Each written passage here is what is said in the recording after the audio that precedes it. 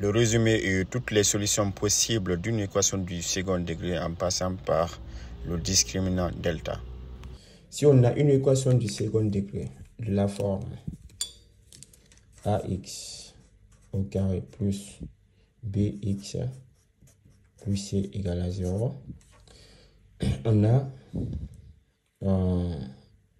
a les solutions automatiquement. D'accord? On a x1 qui est égal à moins b moins racine carrée de delta sur 2a. Et x2 est égal à moins b plus racine carrée de delta sur 2a. D'accord? Avec delta est égal à b au carré moins 4ac. Maintenant, si on a dit, si delta est supérieur, si on va faire couleur différente, déjà encadrer les deux solutions.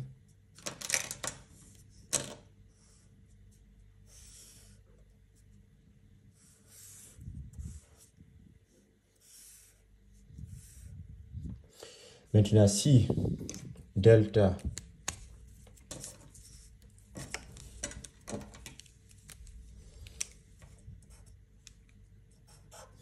delta est supérieur à 0, on a deux solutions.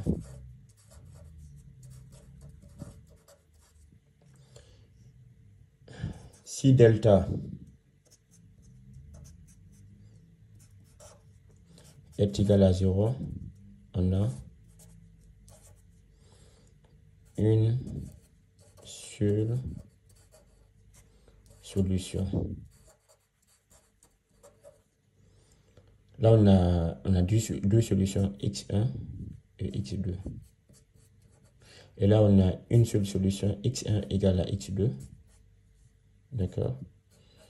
Qui est égale à, voilà. Si delta égale à 0, on a l'équation delta égale à 0 moins b sur 2a. Et là, on a x1 et x2, ils sont là, ça ne varie pas. Troisième condition, si delta est inférieur à 0, notre équation n'a pas de solution. On dit pas de solution.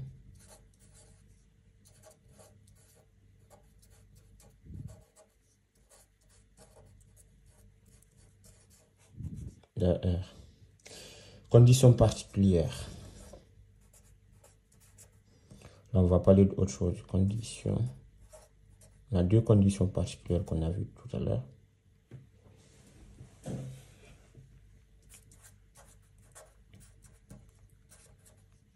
Particulière.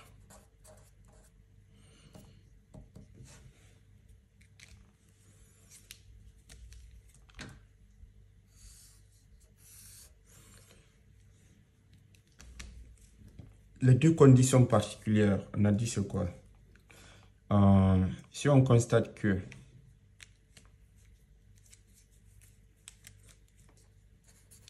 si la somme des coefficients a plus b plus c égale à 0, automatiquement, pas besoin de passer par delta. On pose directement x1 égale à 1 et x2 est égal à c sur a. D'accord? Ça, c'est à retenir. C'est très, très important. Ça peut nous faire gagner beaucoup de temps lors d'un contrôle. Deuxième condition. Si b est égal à la somme a plus c, d'accord? Automatiquement, aussi, on a x1 égale à moins 1. C'est seulement les signes qui changent. Et x2 est égal à moins c sur a. Voilà, ça c'est des